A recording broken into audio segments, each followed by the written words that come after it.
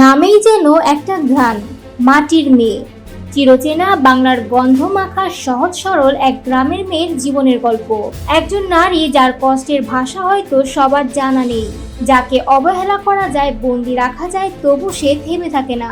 কারণ মাটির মেয়েরা কখনো হেরে যেতে জানে না। নির্মাতা আর্থিক সজীব নির্মাণ করেছেন এই হৃদয়স্পর্শী গল্পটি। আর সেই কেন্দ্রীয় চরিত্রে অভিনয় করেছেন শায়লা সাথী, যিনি নিজের শরীর আর মনের কষ্টকে পেছনে ফেলে চরিত্রটার ভেতরে ডুবে গেছেন। শায়লা জানান 103 ডিগ্রি জ্বর ছিল, বাবাও তখন অসুস্থ, তবু শুটিং করেছি। কারণ এই চরিত্রটা আমার কাছে শুধু একটা চরিত্র ছিল না, এ যেন অনেক মেয়ে, অনেক কষ্টের প্রতিনিধি। তিনি চেয়েছেন চোখের ভাষা আর হাঁটার ভঙ্গিতেই যেন ফুটে ওঠে সেই যন্ত্রণা। আর দর্শকও ঠিক সেটাই অনুভব করছেন।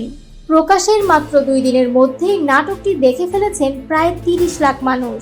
কমেন্টের ঘরে প্রশংসায় ভেসে যাচ্ছে, কান্না পাচ্ছে, হৃদয় ছুঁয়ে গেল শায়লা সাথী অনন্য, এমন শত শত মন্তব্য। নির্মাতা বলেন, এটি একটি সিনেমাটিক গল্প, মনটাজ আর ভিজুয়াল রিদম ব্যবহার করে কষ্টের একটা ছবি আঁকার চেষ্টা করেছি। আর শায়লার চরিত্রটিকে যেভাবে প্রাণ দিয়েছে, আমার বিশ্বাস এটা মানুষের মনে এক অন্যরকম আবেগ তৈরি করবে।